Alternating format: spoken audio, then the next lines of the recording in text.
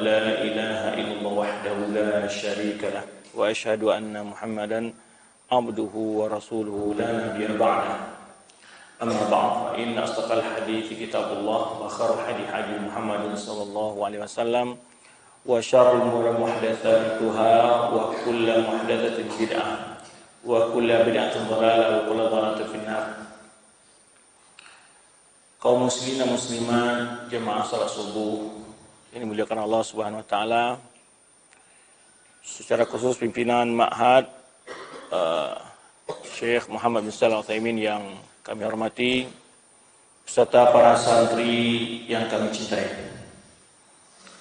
Semoga Allah Subhanahu wa taala senantiasa melimpahkan taufik dan inayah kepada kita, serta menjadikan kita orang-orang yang istiqamah di atas tauhid sampai akhir dari kehidupan kita. Salawat dan salam kepada Nabi kita Muhammad sallallahu alaihi wasallam sebagai panutan dan tauladan kita dalam menjalankan agama yang mulia ini. Dan sungguh beruntunglah orang-orang yang mau berpegang teguh dengan tuntunan beliau, baik dalam berakidah, ibadah, muamalah maupun akhlak. Petunjuk beliau adalah petunjuk yang paling sempurna. Barang siapa yang mencari petunjuk, pedoman hidup, tuntunan hidup di luar tuntunan Rasulullah SAW, maka sungguh dia akan binasa di dunia dan celaka di akhirat.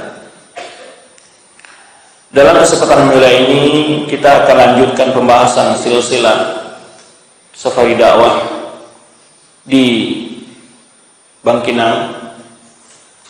Malam tadi di habis maghrib telah kita membahas tentang ahamiyatut tauhid wa makanatuhu fil Islam. Itu bicara tentang urgensi pentingnya ilmu tauhid, ya, begitu tingginya kedudukannya di dalam agama Islam. Telah kita bahas, ada 10 yang kita bahas. Kemudian pada kesempatan ini kita akan membahas tentang fadail ilmu tauhid. Apa perbedaan antara fadail dengan ahamiyah? Ahamiyah adalah motivasi di mana menunjukkan kemuliaan ilmu itu. Adapun fadail adalah keutamaan-keutamaan yang akan diraih jika orang melaksanakan tauhid itu, mengamalkannya dan mendakwahkannya. Itu beda antara ahamiyah dengan fadail. Ahamiyah sebelum atau disebut dengan dawafi', dorongan yang membuat kita untuk menjadikan tauhid sesuatu yang penting dalam hidup ini. Adapun fadail, jika orang mau mengamalkan, mempelajari, mendakwahkan tauhid, apa saja yang akan diraih oleh dia?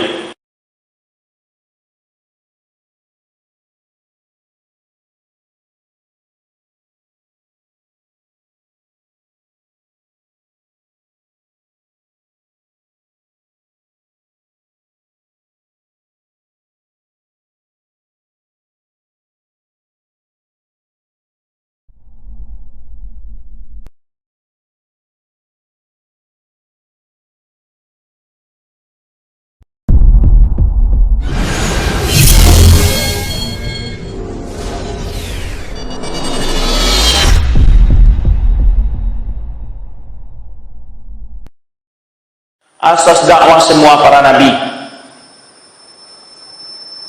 Semua nabi, meskipun berbeda-beda kondisi umat mereka dari sisi kemaksiatan atau kemungkaran yang terdapat di tengah umat mereka, namun semua mereka memulai dakwahnya dengan tauhid.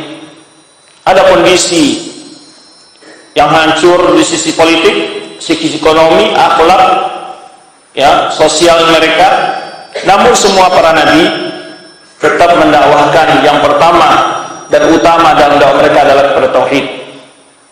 Nabi Syuaib dihadapkan pada masyarakat yang rusak dalam sisi bisnis mereka, jual beli mereka. Kemudian Nabi Musa diutus kepada masyarakat yang rusak dari sisi politik mereka, penindasan orang-orang kaum Fir'aun terhadap Bani Israel. Umat Nabi Lut, kaum yang terjerumus ke dalam kemungkaran LGBT, homoseksual dan seterusnya. Namun dakwah yang pertama beliau sampai kepada umatnya tetap tauhid. Nabi kita Muhammad SAW diutus kepada masyarakat yang terjerumus dalam kerusakan moral, sosial dan seterusnya, berbagai kondisi yang terjadi di masa jahiliyah, mengkhawatirkan dan mengancam kehidupan mereka. Namun yang pertama didakwakan oleh Rasulullah SAW adalah tauhid. Jelaskan dalam surah Al-Anbiya ayat 25 dan juga dalam surah An-Nahl ayat 36, firman Allah dalam surah Al-Anbiya ayat 25, wa ma arsalna min qablika min rasulin illa nuhi ilaihi annahu la ilaha illa ana. Wahai Muhammad, tidak seorang pun seorang rasul kami utus sebelum engkau kecuali yang kami wahyukan kepada dia adalah mengajak umatnya untuk beribadah kepada Allah semata. Ya. Wa ma arsalna min qablika illa nuhi ilaihi annahu la ilaha illa ana. Tiada berhak diibadati kata Allah kecuali aku, kata Allah, fa'buduni, maka sembahlah aku. Dalam surah An-Nahl ayat 36 Allah tegaskan, wa laqad ba'atsna fi kulli ummatin rasulan an ya'budullaha wastanibut taghut. Sungguh kami telah mengutus kepada setiap umat itu seorang rasul, misi utama mereka adalah mengajak umat mereka agar umat mereka hanya beribadah kepada Allah dan menjauhi ibadah kepada taghut. Juga ini kita bahas banyak sekali dalil-dalil kita ini, ya, ada 10. Semoga nanti akan diulang oleh Asal TV membahas siar ulangnya tentang pentingnya belajar tauhid. Namun pada kesempatan ini kita melihat fadailnya, keutamaannya. Pertama adalah orang yang bertauhid, orang yang beriman, Allah Subhanahu wa taala berjanji, ya, akan menjaganya di dunia, di alam kubur, di pada mahsyar dan di akhir kelak. Sebenarnya firman Allah Subhanahu wa taala surah Al-An'am ayat 82, yaitu usul amni, mendapatkan ketenangan, ketentraman bagi orang bertauhid. Maka oleh sebab itu kita lihat orang yang tidak bertauhid hidupnya gelisah, gundah gelana, ya, nggak pernah tenang. Kaya juga gelisah, miskin apalagi, ya, berpangkat juga gelisah dan seterusnya. Tapi orang-orang bertauhid kepada Allah Subhanahu wa taala, dia memiliki kesabaran, tawakal yang tinggi, merasa tidak akan pernah hidupnya selalu terlunta-lunta, tapi dia yakin dia punya Rabb yang Maha Pengasih, yang Maha Penyayang, yang Maha Pengampun dan tidak putus asa dalam hidupnya. Tapi orang-orang yang tidak bertauhid, hidupnya akan kalut, hidupnya akan menderita, kacau dalam pikirannya. Ya, oleh sebab itu Allah Subhanahu wa taala katakan, alladzina amanu wa lam yalbisu imanuhum bidzulmin ulaika lahum amnu wa hum muhtadun. Orang-orang beriman dan tidak mencampuri iman mereka sedikit pun dengan kezaliman. Ketika sahabat mendengar ayat mulia ini, mereka bertanya, siapa di antara kita yang beriman tidak pernah berbuat zalim? Karena kezaliman yang mereka pahami di sini adalah maksiat. Siapa di antara kita yang tidak pernah salah? Lalu sahabat bertanya, ya Rasulullah, ayyuna lam yadhlim nafsah? Siapa di antara kita tidak pernah buat dosa, ya Rasulullah? Lalu Rasulullah SAW mengatakan, innahu laisa alladhi ya'ta'nunahu. Dia bukan seperti yang kalian maksud. Alam tasma' ila qawli 'abdin salih? Tidak kalian mendengar perkataan hamba yang saleh, inna syirka la zulmun 'adzim. Sesungguhnya kesyirikan itu adalah kezaliman yang amat besar. Kezaliman yang dimaksud dengan ayat ini adalah orang yang bertauhid dan tidak mencampuri tauhidnya sedikit pun dengan kesyirikan. Ulaika lahumul amnu wa hum muhtadun. Ada dua keutamaan di sini. Al-amn, merasa tentram, merasa tenang dalam jiwanya. Bagaimana kondisi manusia dalam keadaan musibahkah? Jika dia mendapat musibah, dapat nikmatkah? Dia selalu dalam kondisi yang tenang, dalam kondisi yang nyaman, dalam kondisi yang bahagia. Ya, dia tidak frustasi dengan kondisi-kondisi yang dihadapinya. Ya, ketika terjadi BBM naik kah, apapun saja kah? Ya, dia yakin semua itu datang dari siapa? Dari Allah Subhanahu wa ta'ala. Ketauhidannya tinggi. Ya, ketika dia mendapat ujian dari sisi penyakit umpamanya, dia tidak keluh kesah. Pertama dia datang yakin, ya, pertama dia sadari ini penyakit siapa yang beri? Allah. Siapa yang bisa menyembuhkan? Allah. Maka dia tidak akan pergi kepada dukun. Ya. Dia tidak akan melakukan perbuatan-perbuatan yang akan merusak imannya. Demikian pula jika dia kurang dari sisi materinya, dia yakin rezeki yang mengatur siapa? Allah. Allah Maha Pengasih. Allah Maha Kaya. Kalau mau minta rezeki kepada siapa? Kepada Allah. Karena dia yang punya semua yang ada di alam ini. Kok malah minta ke kuburan gitu. Jadi orang yang beriman dan tidak mencampur syirikun, iman di sini adalah yang telah beriman dengan tauhid yang benar, tidak mencampur keimanan sedikit pun dengan kesyirikan. Laumul amnu, mereka merasa tentram. Syekh Abdul Rahman Sa'di dalam tafsir menjelaskan, al-amnu huna amun, umum, baik di dunia. Kalau di dunia umpamanya, di antara keamanannya, dia tidak berhak untuk disakiti, dirusak hartanya. Kata Rasulullah SAW, ya, umirtu an uqatilan nasa hatta yashhadu an la ilaha illallah. Fa in fa'alu dzalika asamu minni dima'ahum wa amwalahum ila bihalqi Islam. Aku disuruh untuk memerangi manusia sampai mereka mau mengungkapkan kalimat tauhid ini, mengakui bahwa Allah saja yang berhak disembah, ya, wa anna Muhammadar Rasulullah, mengaku Muhammad sebagai utusan Allah. Jika mereka melakukan itu, sungguh terjagalah harta, ya, asam minni dima'ahum wa amwalahum, terjaga diri mereka, darah mereka dan harta mereka dari kata Rasulullah SAW. Tidak berhak. Maka seorang mukmin tidak berhak mengganggu jiwa dan harta orang mukmin yang lainnya. Orang bertauhid tidak berhak disakiti, ya, illa bihaqqil Islam, kecuali ada dalil yang melakukan kesalahan-kesalahan, ya, tindakan pidana atau pidata, baru dihukum secara Islam. Kalau dia tidak melakukan kesalahan-kesalahan, tidak boleh sedikit pun dianggung hartanya, aman.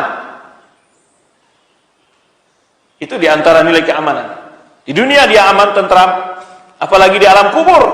Ketika ditanya oleh malaikat, "Marrabbuk?" dia bisa jawab. Aman dari azab kubur. Di padang mahsyar, dia aman dari kepanasan, di mana matahari sangat dekat dengan manusia. Aman dari kehausan. Manusia merasa kehausan, merasa kepanasan, mengalami penderitaan, ya, dan siksaan yang luar biasa. Ahlut tauhid, mereka adalah orang-orang yang berbahagia, terlindung dari itu semua. Lahumul amnu, mereka aman. Wa muhtadun, ya, kata Allah SWT, dan mereka diberi petunjuk. Diberi petunjuk dengan apa? Allah menambah petunjuk kepada mereka. Diberi petunjuk bagaimana cara ibadah yang baik. Itu yang utama dulu. Jangan pikiran yang banyak kita itu kalau diberi petunjuk bagaimana supaya dapat rezeki, piti, uang, jabatan. Ditunjukilah Allah Subhanahu urusan-urusan terbaiknya. Bagaimana dia berakidah, bagaimana dia beribadah, bagaimana dia bermuamalah, Allah mendapat petunjuk. Dia beri jalan yang terbaik oleh Allah Subhanahu wa taala. Yang dimana seorang mukmin selalu memohon petunjuk dan hidayah itu kepada Allah dalam setiap salatnya, setiap rakaat salatnya. Minimal 17 kali sehari. Ihdinas siratal mustaqim. Hidayah itu, ya, permohonan hidayah itu ada dua bentuknya. Emma untuk mendapatkan hidayah itu sendiri. Yang kedua, ditambah hidayah oleh Allah Subhanahu wa taala. Yang ketiga, dikokohkan dalam di atas hidayah itu. Pertama, seseorang kalau mendapat hidayah, dia dapat masuk Islam. Setelah masuk Islam, dapat hidayah apa lagi? Dia mau menjalankan ajaran Islam itu. Ya. dari malas sholat menjadi mau sholat. Ya, dari jarang baca Al-Quran, rajin baca Al-Quran, itu hidayah. Lalu apalagi istiqomah di atas hidayah tadi, diteguhkan di atas hidayah tadi. Nah, ini mereka-mereka yang beriman bertauhid, akan Allah beri itu. Ya, rajin, sholatnya tetap, baca Al-Quran tetap, itu hidayah. Maka permohonan kita ihdinas siratal mustaqim itu bagi seorang telah muslim ada dua yang diminta. Pertama, selalu ditambah hidayah. Sekarang sudah rajin kita untuk salat fardu berjamaah, minta hidayah lagi agar diteguhkan, ditunjuki kita untuk rajin untuk salat nawafil, ibadah-ibadah lainnya. Kemudian kalau kita di samping kita sudah melaksanakan ibadah-ibadah yang wajib dan nawafil, diteguhkan lagi untuk tetap melakukannya. Jangan hanya salat tahajud dalam seminggu terus ditinggalkan 3 bulan berikutnya. Tidak. Itu hidayah. Jadi doa kita yang kita ucapkan dalam salat kita, ihdinas siratal mustaqim, istizadah wa talabus tsabat, meminta tambahan dan minta keteguhan. Itu kesempurnaan hidayah. Nah, siapa yang akan mendapat hal seperti itu? Yang pertama adalah ahlut tauhid. Ahlut tauhid. Nah, kalau ingin hidup aman di dunia, aman di alam kubur, aman di akhirat, aman ketika melalui siratal mustaqim, harus mantapkan tauhid. Belajar, diamalkan dan didakwahkan. Baik. Itu keutamaan pertama. Dalam surat apa tadi? Surat apa? Al-An'am ayat berapa? Kenapa ini santri nggak ada yang bawa buku, nggak ada yang bawa pena? Yang kedua adalah Allah Subhanahu Wa Taala akan menjadikan mereka orang-orang yang mulia. Istahqafahullah Taala fid dunya. Allah akan menjadikan mereka orang yang memimpin manusia lain. Ahlu tauhid. Dalam surah An-Nur, Allah Subhanahu wa taala berfirman ayat 55, wa'adallahu alladziina aamanu minkum wa 'amilus shalihat. Allah berjanji kepada orang beriman di antara kalian dan beramal saleh. La yastakhlifannahum fil ardi kama istakhlafal ladziina min qablihim. Allah akan menjadikan mereka pemimpin di muka bumi ini sebagaimana Allah telah menjadikan orang sebelum mereka sebagai pemimpin. Wa limakkinanna lahum dinahum alladzi irtada lahum. Allah akan teguhkan agama yang telah Allah redai untuk mereka. Kalau dalam ayat Al-An'am berapa keutamaan tadi? 2. Al-amnu wal ihtida. Rasa aman dan mendapat petunjuk. Dalam surah An-Nur ini ada berapa faedah? Yang pertama, Allah akan menjadikan mereka orang-orang yang memimpin. Sekarang banyak orang berusaha ya bagaimana supaya umat Islam menjadi pelopor dalam politiknya, tapi anehnya mereka meninggalkan asas dari itu, keuntungan yang akan jalan yang mengantarkan ke sana. Kata Allah SWT, la istakhlifannahum fil ardi kama istakhlafal ladziina min qablihim. Allah akan jadikan mereka pemimpin di muka bumi, sebagaimana Allah menjadikan orang sebelum mereka sebagai pemimpin. Wa la yumakkinanna lahum dinahum alladzi irtada lahum. Allah akan keteguhkan untuk mereka agama mereka. Sekarang orang bertanya, kenapa ya kita ini umat Islam berada di atas agama yang benar, tapi di mana-mana umat Islam itu mengalami masalah?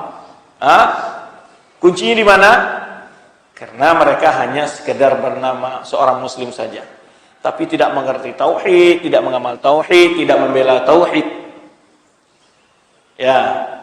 Kemudian kata Allah Subhanahu wa taala, "Wa la yubaddilanna min ba'di khaufihim amna." Allah akan ganti rasa takut mereka menjadi rasa tentram, aman, sentosa. Ini kalau penduduk sebuah negeri merasa negerinya tidak aman, tidak sentosa, ribut melulu, ya, atau umat Islam tertindas, atau agama Islam merasa direndahkan, dilecehkan, kuncinya di mana? Allah Subhanahu wa taala di akhir ayat menyebutkan, ya'budunani wa la yusyrikuna bi syai'a. Mereka itu hanya beribadah kepadaku, dan tidak mempersekutukan aku dengan apapun. Nah, ini kuncinya. Ya. Apa syaratnya kata Allah? Ya'budunani wa la yusyrikuna bi syai'a. Mereka itu hanya beribadah kepada aku semata dan tidak mempersekutukan aku dengan apapun. Apa keberuntungan tadi? La yastakhlifannahum fil ardi. Allah akan teguhkan mereka di muka bumi ini, kekuasaan mereka.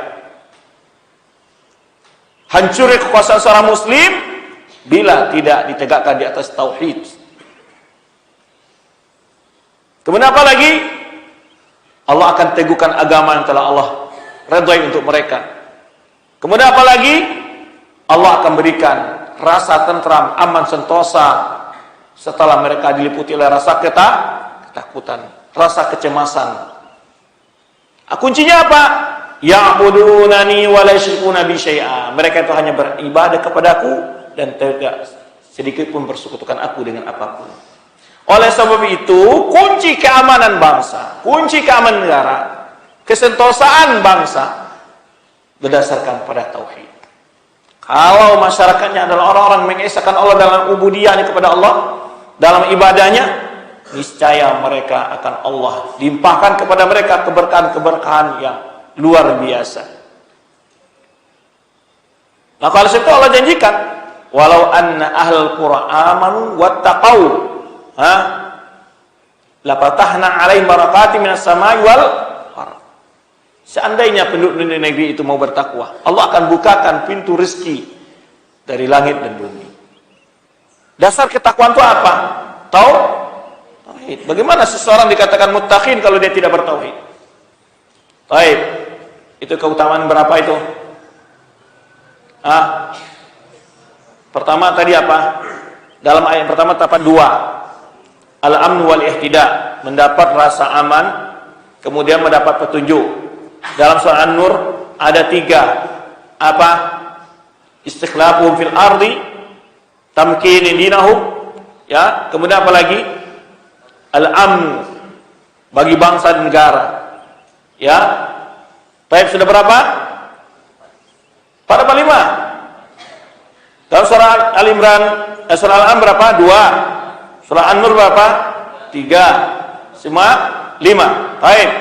Yang ke-6, husul maghfirah fil akhirah. Rasulullah SAW dalam hadis menyebutkan, ya ibna Adam, lau ataitani biqurabil ardi khataya, thumma laqitani la tusyriku bi syai'a, ala ataituka biqurabiha maghfirah. Wahai anak Adam, seandainya engkau menghadap kepadaku membawa dosa sepenuh bumi ini, tetapi engkau menghadapku tidak dengan kesyirikan, thumma laqitani la tusyriku bi syai'a, tapi engkau ketika menghadapku tidak sedikit berbuat syirik kepadaku, kata Allah, la ataituka bi qurabiha maghfirah, sungguh aku akan datangkan sepenuh bumi juga ampunan untukmu.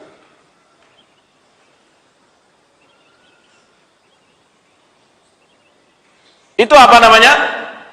Keutamaan orang yang meraih apa? Ampunan Allah Subhanahu wa ta'ala.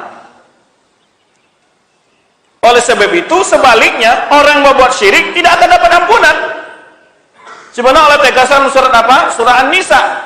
Innallaha la yaghfiru ayyushraka bihi wa yaghfiru ma duna dzalika liman. Allah tidak akan mengampuni dosa orang berbuat syirik kepadanya dan membuat dosa selain syirik. Yang keberapa tuh? Yang ke-6. Apa keuntungannya? Keutamaannya? Orang yang bertauhid akan diberi ampunan oleh Allah Subhanahu wa taala jika dia menghadap Allah membawa dosa. Baik, apa hadisnya tadi? Ya ibna Adam, lau ataitani bi khurabil ardi khataya, wahai anak Adam, seandainya engkau menghadapku membawa dosa sepenuh bumi ini, thumma laqitani la tusyriku bi syai'a, kemudian engkau berjumpa denganku tidak membawa kesyirikan, tidak sedikit pun mempersekutukan aku, kata Allah Subhanahu wa taala, la ataituka bi qurabiha maghfiratan. Sungguh aku akan datangkan kepadamu sepenuh bumi juga ampunan. Di ayat dan hadis ini kalau kita dengar dihafal. Ya. Itu yang ke-6. Yang ke-7. Tauhid adalah amal yang paling berat dalam timbangan seseorang. Asqalu syai'in fil mizan.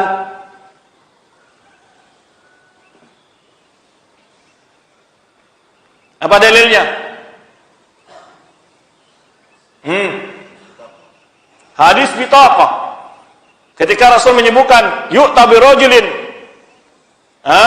walau tis'atu wa tis'una sijillan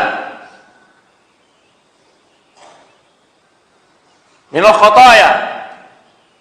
Ada seseorang di akhirat ketika mau ditimbang amalannya, catatan amal buruknya berapa?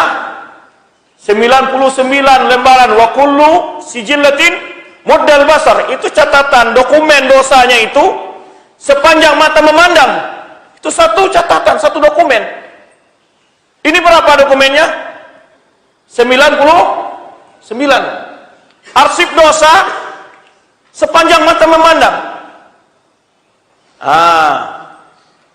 Lalu fatuda tilka sijillah fi kiffah. Diletakkan itu amalan dosa yang begitu banyak di timbangan. Lalu Allah bertanya kepada seorang ini, halaka min hasanah? Karena dia begitu melihat begitu dosanya banyaknya. La. Lalu Allah sebutkan, wa bal innalaka indana hasanah. Engkau punya kebaikan di sisi kami. Lalu fatukhrajuhu bitaqah. Dikeluarkan kartu ini. Ya kan? Fatudha fiha asyhadu alla ilaha illallah asyhadu anna muhammadan. Ditulis di bitaqah itu. Bitaqah ini apa? Bitaqah tauhid. Letakkan itu bitaqah. Kartu tadi. Nah, seperti kartu ATM. Ya, ditaruh. Seperti kartu itu ditaruh. Malat bihinna sijillah. Malat bihinna, jadi bitaqah tadi membuat semua catatan arsip amalan buruk dosanya ini terpental ke atas. Berat timbangan apa? Bitaqah. Itu satu kartu la ilaha illallah. Tetapi kartu ini walaupun semua orang memilikinya, bukan berarti semua kartu ini bisa berfungsi seperti bitaqah ini. Seperti ATM, semua kita punya kartu ya. Tapi ada yang isi 50.000, ada yang 500.000, ada yang 500 juta. Kartunya sama. Begitu pula kartu tauhid nanti. Di akhirat itu beda-beda beratnya. Yang benar-benar tauhidnya murni, yang benar-benar ditambah dengan amal soleh dan terusnya, beda itu. Keyakinan mengungkapkan kalimat itu berbeda lagi.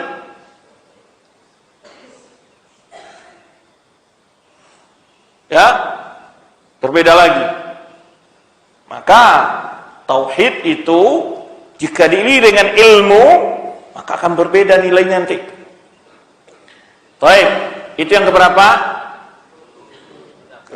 8 atau 7? Baik, hitung sendiri ya. Baik, asqalu syai'in fil mizan.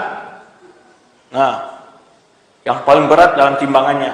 Maka oleh sebab itu, lafzu tauhid kalimatani. Apa kata Rasulullah SAW? Apa bunyinya hadisnya? Kalimatani habibatani ar-Rahman saqilatani fil mizan khafifatani alal. Apa bunyinya? Subhanallahi subhanallahil azim. Itu kalimat tauhid itu subhana itu. Subhan itu adalah penyucian Allah dari sekutu. Maha suci Allah yang Maha Agung. Maha suci Allah yang penuh dengan segala puji-pujian. Allah itu Maha suci dalam sifatnya, Maha suci dalam perbuatannya, dalam hukumnya, tidak ada cacatnya sedikit pun. Dan tidak ada sekutu bagi Allah Subhanahu wa taala. Baik, yang ke berapa nih? Ke 8 atau 7? Orang yang bertauhid adalah orang yang paling berbahagia dengan syafaat Nabi kita Muhammad sallallahu alaihi wasallam kelak di akhirat. Ketika Anas bin Malik bertanya, "Ya Rasulullah, man asadun nas bi syafaatika yaumal qiyamah?" Qala man qala la ilaha illa khalisan min qalbi. Orang yang paling bahagia di akhirat kelak mendapatkan syafaat Nabi sallallahu alaihi wasallam adalah orang yang orang yang mengungkapkan kalimat tauhid benar-benar ikhlas dari hatinya. Ikhlas ini ya tidak dicampuri oleh kesyirikan, baik rasa riya, syirkun akbar atau syirkun asgar, ya. Nah, itulah orang yang akan mendapat syafaat Nabi sallallahu alaihi wasallam. Bagaimana ada orang yang mengatakan saya berharap syafaat lalu dia mempersekutukan Allah dengan selain Allah, atau hulu berlebih-lebihan dalam memuja Nabi sallallahu alaihi wasallam, ya, orang yang akan bahagia dengan syafaat Nabi sallallahu alaihi wasallam adalah orang yang bertauhid. Baik, dalam hadis lain juga Rasulullah SAW menyebutkan syafaati li ahli kabair min ummati. Jika seseorang meninggal bawa dosa, lalu dalam timbang amalnya dia adalah tercatat sebagai orang yang akan masuk neraka, maka berkat syafaat Rasulullah SAW, dia tidak jadi masuk neraka. Atau apalagi, jika seseorang telah masuk neraka, tetapi berkat syafaat Rasulullah SAW, dia akan keluar dari neraka. Baik. Orang yang bertauhid adalah orang yang paling berbahagia kelak dengan syafaat Rasulullah sallallahu alaihi wasallam. Baik. Berikutnya yang berapa? Baik. Tauhid adalah miftahul jannah. Miftahul jannah. Apa bunyi hadisnya?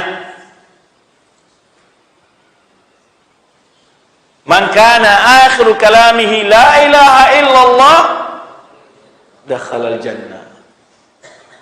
Orang yang kalimat terakhirnya ketika meninggal di dunia ini adalah kalimat tauhid, dia akan masuk surga. Miftahul jannah. Tidak akan ada orang masuk surga kalau dia tidak bertauhid. Kalau sebab itu orang yang berbuat syirik diharamkan masuk surga.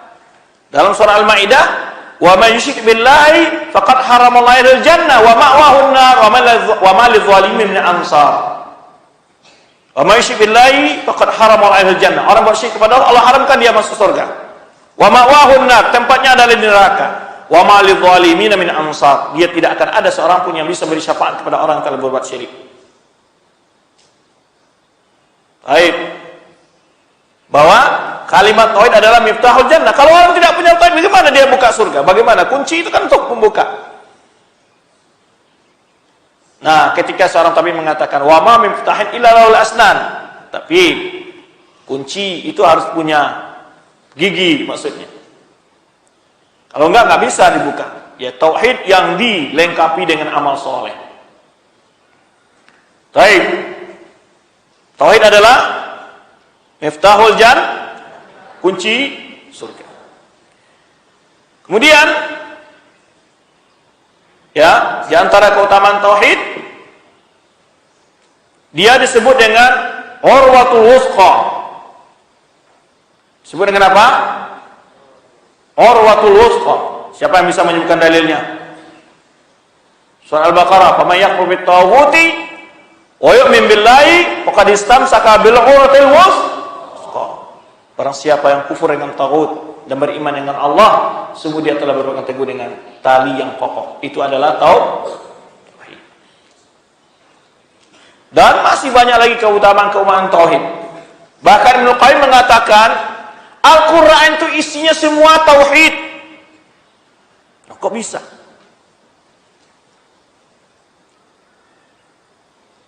Dalam Al-Quran itu imma perintah, imma larangan. Atau dalam bahasa yang lebih ringkas, insya wal khabar, kisah. Jika Al-Quran bercerita tentang umat-umat yang berlalu, bercerita tentang bagaimana Allah membela ahli tauhid, bagaimana Allah membinasakan musuh-musuh tauhid. Jika Allah menyuruh kita untuk beramal saleh, meninggalkan perbuatan maksiat, itu adalah hukukut tauhid, kata Ibnu Qayyim. Jika Allah bercerita tentang hari akhirat, di sana hanya dua. Di mana tempatnya ahli tauhid, di mana tempatnya musuh-musuh tauhid. Maka Ibnu Qayyim mengatakan Al-Quran itu semuanya isinya tauhid. Atau tentang dalil-dalil dalam Al-Quran, ayat-ayat tentang keesaan Allah banyak sekali. Wajibnya kita mengesahkan Allah ibadah kita, atau larang dari membuat kesyirikan. Maka dikatakan semua Al-Quran itu isinya adalah kandungan tauhid. Bahkan ayat yang paling agung dalam Al-Quran ayat apa?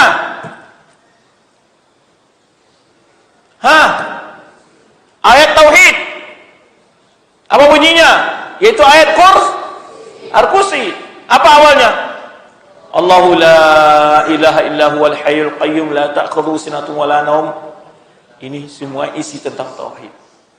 Bahkan surat yang paling agung dalam Al-Quran surat apa? Tetap surat yang bicara tentang tauhid. Surat apa? Al-Ikhlas. Apa kata Rasulullah SAW? Ta'dilu sulusul Quran. Bandingnya sama dengan sepertiga Al-Quran. Bayangin. Ini semua keutamaan tauhid. Lalu setelah kita mengenal dan mengetahui begini kebesaran keagungan tauhid, keutamaan tauhid, lalu apa kita yang timbul dalam diri kita sekarang? Apa yang ada dalam diri kita setelah kita mengetahui ini? Sekian banyak keutamaan tauhid. Kalau antum sekarang umpamanya ibaratnya membeli sebuah benda, itu kegunaannya bisa untuk berbagai hal. Dalam benda contohnya kunci Inggris lah, itu ya. Bisa untuk buka ini, untuk bongkar ini dan itu. Tauhid keutamanya banyak sekali.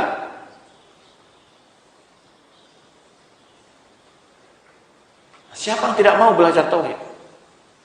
Kan dijelaskan tadi dia merupakan kunci surga. Oleh sebab itu, kita harus bersungguh-sungguh mempelajarinya, mendalaminya, memahaminya, mengamalkannya, dan mendakwahkannya. Mengetahui dalil-dalilnya. Baik, itulah beberapa penjelasan yang dapat kita bahas kesempatan yang mulia ini. Tentang apa? Keutamaan dan kemuliaan ilmu tauhid. Baik, siapa yang bisa menyebutkan 3? Siapa yang bisa menyebutkan 3 saja? Ada enggak? Siapa bisa? Baik, fadhal anta.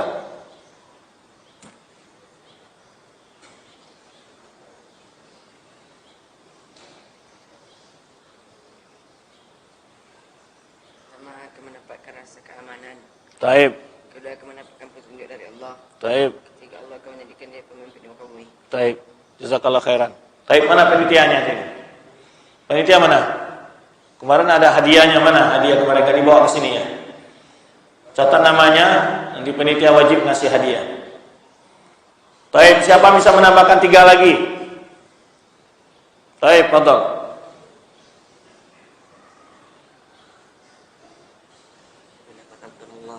Mendapatkan ampunan Allah. Sip.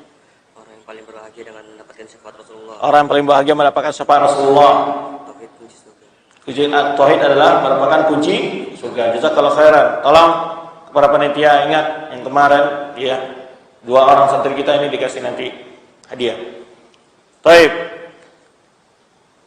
Para ikhwan dan akhwat rahmatullah subhanahu wa taala, sedikit nasihat yang selalu saya sampaikan di mana-mana, kalau menghadiri majelis taklim atau kajian, dibawa catatan. Biar bisa dicatat berapa poinnya, apa dalilnya. Bukan sekedar kita hanya dengar saja. Sehingga nanti bisa kita lihat lagi di rumah, bisa kita bahas, bisa kita ulang-ulang pelajaran yang telah kita dapat, ya. Karena pelajaran yang antum dapat hari ini tidak akan berubah-ubah itu sampai hari kiamat. Ya. Maka untuk berikutnya, kalau ada kajian, kalau ada apa, bawa pena, bawa buku, dicatat. Supaya ilmu itu tidak masuk telinga kanan, keluar telinga kiri. Ya. Demikian, wallahu a'lam bishawab. Ada sesi jawab? Tidak ada. Ada. Baik, kita buka sesi jawab. Ini tinggal 15 menit insyaallah. 6.30 kita tutup. Bagi ada yang mau bertanya dipersilakan.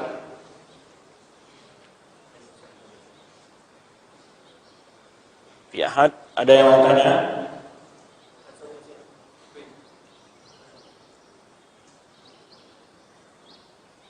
Baik, enggak ada?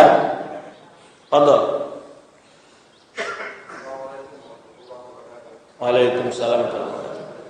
Kebanyakan masyarakat Islam mengaku bertauhid. Tapi pada kenyataannya merealisasikan keyakinan tauhid itu salah seperti ini. Banyak di antara mereka, di antara kita sudah meyakini Allah beristiwa. Tapi pada kenyataannya umum dengan awam atau sebagian kaum muslimin mereka meyakini Allah itu di mana-mana. Bagaimana korelasi? Baik. Maka disinilah pentingnya kita belajar tauhid. Keagungan tauhid dan bahwa kesalahan dalam masalah tauhid bukan kesalahan yang ringan, bukan kesalahan yang enteng, ya, mengakibatkan fatal keimanan seseorang. Ya, dia berkisar antara imma kufur wa imma dhalal. Oleh sebab itu, waspada dengan pemahaman yang menjauhkan kita dari tauhid. At-tauhid, ya, definisinya itu ifradullah bi khasaisihi, mengesahkan Allah dengan kekhususan Allah, atau dengan definisi yang lebih panjang, ifradullah bi rububiyatihi wa uluhiyatihi wa asma'i wa sifatihi, mengesahkan Allah dalam sifat rububiyahnya dan uluhiyahnya dan segala nama dan sifat-sifatnya. Nah, ketika kita bicara tentang nama-nama Allah dan sifat-sifat Allah, di antaranya sifat istiwa, maka di situ kita harus mengatakan Allah Maha Esa dan sifat istiwanya. Bagaimana kita memahami Allah Maha Esa dan sifatnya? Bahwa istiwa Allah tidak seperti istiwa makhluk. Kalau seandainya kita katakan istiwa Allah seperti istiwa makhluk, berarti Allah tidak Maha Esa dalam istiwanya. Ada makhluk yang menyerupainya berarti. Tidak ada. Sebab itu maka ifradullah, Allah itu tidak ada menyerupai dalam segala sifatnya. Ya, nah, kalau ada orang mengatakan istiwa harus kita takwil. Kenapa? Karena istiwa itu kita bisa menyerupakan Allah dengan makhluk. Kenapa bisa menyerupakan Allah makhluk? Kalau kita menyerupakan Allah makhluk, berarti kita tidak mengifradullah, tidak mengesahkan Allah dalam sifatnya. Ya, bahkan kalau kita takwil dengan istaula, Allah istaula, makhluk juga istaula. Apapun makna yang ditakwil akan terjadi kesamaan, tapi kesamaan dalam nama bukan arti kesamaan di dalam bentuk hakikat. Sebenarnya makhluk juga memiliki sifat, ya, sama nama sifat makhluk, tapi tak sama hakikatnya. Beda. Contoh umpamanya, antara makhluk saja sama nama sifatnya, tidak sama hakikatnya. Telinga umpamanya, telinga kucing ke telinga manusia, telinga gajah, telinga kuali, semuanya telinga semua. Sama nggak bentuknya? Nggak sama. Walaupun namanya sama telinga. Kalau sesama makhluk saja, sama nama, tidak sama hakikat, apakah bisa kita katakan karena sama nama sifat Allah dan sifat makhluk, kita katakan sama sifat Allah dan sifat makhluk? Tidaklah. Sesama makhluk yang sama namanya, nggak sama hakikatnya. Apalagi antara Allah dengan makhluk akan lebih jauh perbedaannya. Sebenarnya perbedaan antara khalik dan makhluk itu sendiri. Paham? Jadi sama nama bukan berarti sama bentuk dan hakikatnya. Jangankan antara Allah dengan makhluknya, antara sama makhluk aja nggak sama. Paham? Nggak sama, walaupun sama nama. Jangankan antara makhluk dengan makhluk yang lain, makhluk itu sendiri saja berbeda-beda hakikat sifatnya. Gimana? Ketika seseorang punya mata, melihat, sifat melihat, umur 5 tahun Beda ada kualitas penglihatan seorang kalau udah berumur 50 tahun. Hah? Walaupun dari mata-mata dia. Sesama makhluk dan kondisi yang sama aja nggak beda. Kita umpamanya si Zaid punya tangan, ya, si Ammar punya tangan, si Ahmad punya tangan. Baik. Apakah sama tangannya? Belum tentu. Yang ini tangannya agak hitam, yang ini agak putih. Yang ini jarinya pendek-pendek, ini jari panjang-panjang. Sama nama bukan berarti sama hakikat dan bentuk. Banyak sekali di antara makhluk ini sama nama sifatnya tapi berbeda hakikatnya. Jadi kita katakan sayap umpamanya, sayap nyamuk, sayap ayam, sayap kapal terbang. Yang mana sayap semua. Sama nggak bentuknya? Enggak, beda-beda. Walaupun sama nama. Jadi jangan tergambar ketika sama nama berarti sama bentuk dan hakikatnya. Tapi setiap sifat sesuai dengan kemana dia dinisbahkan. Setiap sifat sesuai dengan zat dinisbahkan kepada sifat tersebut. Sesuai dengan kemana dinisbahkan sifat itu kepada zatnya. Kalau dikatakan kepada Allah, ya tidak akan serupa dengan makhluk. Ketika dikatakan ini pena si Ahmad, ini penanya si Zaid, belum tentu sama. Ini pena juga pena, tapi ini pena 2 anak, ini pena 4 anak, beda. Namanya sama mungkin hakik. Kalau sudah dinisbahkan menjadi khusus dia, tidak ada lagi kesamaan. Ya, tidak ada kesamaan, walaupun sama nama. Baik, Allahu a'lam bishawab. Cukup. Assalamualaikum warahmatullahi wabarakatuh. Waalaikumsalam. Di sini ada 2 pertanyaan, Ustaz. Yang pertama mungkin hanya sebagai penegasan saja, bahwa sesungguhnya kalau menurut keterangan tadi dalil-dalil berkaitan dengan nas-nas yang berkaitan dengan asma dan sifat Allah, berarti dia muhkam dari segi makna, mutasawwif dan segi hakikat. Bisa kita katakan demikian tidak? Baik. Terus? Yang kedua, mengenai hadis yang seorang pemuda yang bunuh 100 manusia, 100 orang. Kemudian ketika dia meninggal itu, dia dibawa oleh malaikat rahmat karena dia telah berhijrah dari kampung yang jelek kepada kampung yang baik. Jadi ketika dia dibawa oleh malaikat rahmat itu, apakah dia diampuni karena tauhidnya? Karena kita apabila kita membunuh senyawa manusia kan masih kita mesti di hadapan Allah nanti masih mesti mempertanggungjawabkan nyawa yang telah melayang itu, tapi di situ dia dibawa oleh malaikat rahmat. Nah, di sini pertanyaan itu, apakah ini karena tauhid sehingga dia dibawa oleh malaikat rahmat, atau memang karena tauhid ini Allah bisa memaafkan semua segala dosa, termasuk pembunuhan terhadap jiwa manusia. Assalamualaikum warahmatullahi wabarakatuh. Baik, mengenai ayat-ayat ataupun hadis-hadis asma sifat tidak ada mutasyabih. Tidak ada pernah ulama mengatakan bahwa itu ayat-ayat mutasyabihat atau hadis-hadis mutasyabihat. Ya. Karena tasyabuh, kalau dia tidak dinisbahkan baru tasyabuh. Disebut tangan. Tangan saja. Baik, antum bisa prediksi tangan apa sekarang? Saya sebut tangan. Bisa prediksi tangan? Belum tahu. Telinga. Tapi antum tahu bahwa fungsi telinga untuk mendengar, tahu itu. Tapi telinga saya bilang, antum tahu telinga manusia? Belum, saya tidak mengatakan. Jadi belum tentu hakikatnya.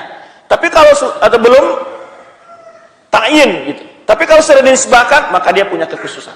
Maka dia dikatakan nisbah. Maka tidak ada tasyabuh di situ. Di mana tasyabuhnya? Maknanya jelas, ya. Kefiyahnya adalah kepada Allah Subhanahu wa taala. Kenapa ditasyabuh kefiyahnya? Karena kita tidak memprediksi kefiyahnya. Kalau memprediksi masih tasyabuh dia. Dan kefiyah sifat Allah tidak boleh kita prediksi. Karena itu gaib. Paham? Baik.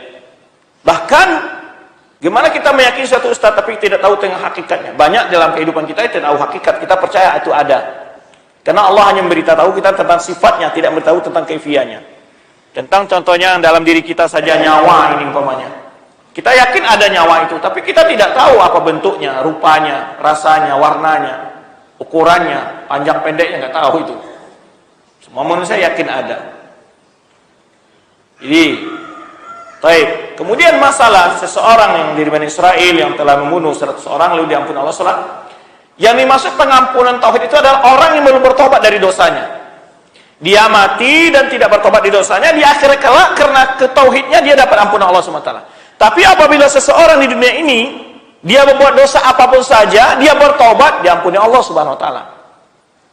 Jadi makna ampunan tauhid tadi beda. Ampunan tauhid dia mati dan belum bertobat lalu bawa dosa ke akhirat. Nah, dosa-dosa ini bukan dosa syirik. Nah, itu bisa diampuni Allah karena tauhidnya tadi. Tapi kalau dia di dunia ini berbuat kemaksiatan, dosa besar, bertaubat, dia diampuni karena taubat. Jelas syarat taubat itu dari tauhid. Paham? Ya? Baik, wallahu a'lam bishawab. Demikian dapat kita bincang-bincang seperti ini. Terima kasih banyak atas segala perhatiannya dan kehadirannya. Semoga Allah Subhanahu wa taala menjadikan kita orang-orang yang selalu mempelajari, mengamalkan, mendakwahkan tauhid, menjadi kita orang istiqomah di tauhid, menjadikan orang-orang yang selalu cinta tauhid.